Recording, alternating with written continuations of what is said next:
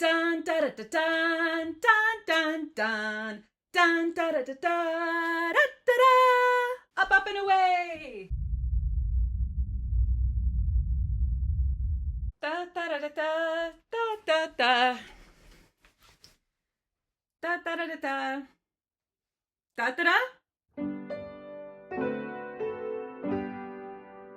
Superman's always been my favorite superhero, and I know that can sound naive and old-fashioned to some of you, but I don't care. I love Superman. I always have, and I always will. One of the cool things about Superman is that he really has changed over the years. As he's been adapted from comics to television shows, he's always kind of been tailored to suit the needs of the times, which means you can change the character, you can try new things. This new movie, I don't really think there's very much that I can say about it that hasn't been said about others. Nicholas Hoult and Nathan Fillion were great. There were too many characters. It was a little hyper. There was that James Gunn humor where he can't let any emotional moment just sit without nervously adding in a little quip or something. Like, just let the emotion moment happen. Don't interrupt it. But overall, I felt the film was good. From a family recommendation, I would say don't bring anyone kind of under 13, 14. There'll be a little bit of squish there depending on the maturity level of your kid, but I definitely wouldn't bring younger children to this one. It is, it's got violence, it's got a murder in it, it's got a big monster that's not too scary, but this is not a movie for little children. Your older teenagers might enjoy it as a good old popcorn muncher for the summer.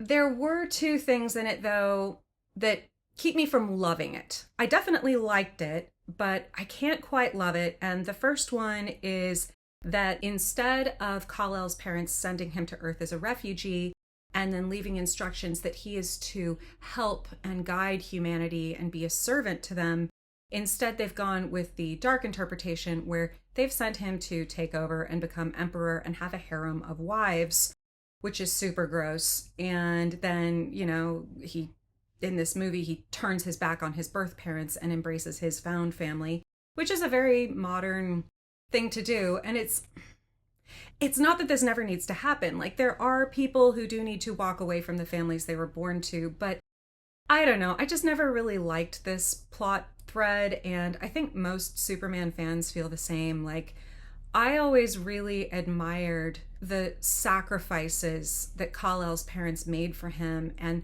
the heartbreaking, agonizing decision that they had to take to put their baby in this rocket and send him away and know that they were going to die, but hope that he would have a better life.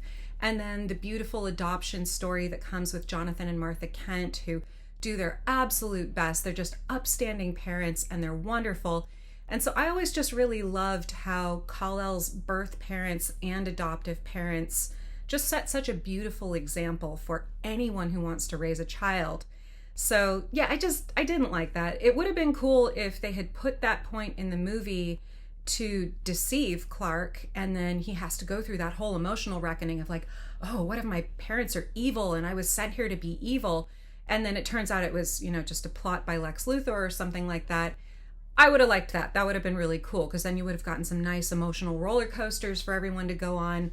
But no, this apparently just is what it is. And you have evil Bradley Cooper wanting Kal-El to take over the Earth. And not a fan of that. There was also the little bit in the, at the very end of the film when Supergirl showed up and she had a potty mouth. I mean, it's not the end of the world, but I didn't like this as an introduction.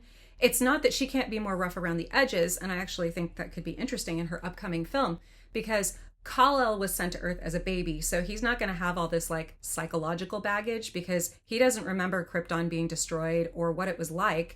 So then he grows up with this really nice family in Kansas, and so it's easy for him to be really well adjusted, whereas Kara is a teenager when she loses everything. And so having her have to deal with the psychological fallout of that, maybe being a bit messy, making some bad choices, that could set up a really, really cool story. I just hope that if they have her engaging in any really bad or self-destructive behavior, that that's not played for laughs, because that wouldn't be a very good thing for teenagers to look at. Like, you can have humor in her movie while she engages in self-destructive behavior, but you do need to not minimize how damaging a chaotic teen life can be.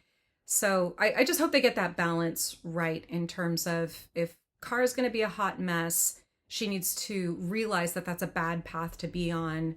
And it shouldn't just be like, tee hee, haha, she's a party girl. She's totally self-destructive. Like, it's not really her true character. And yeah, I mean, maybe that's just me with my mom opinions on that I want good examples for my kids.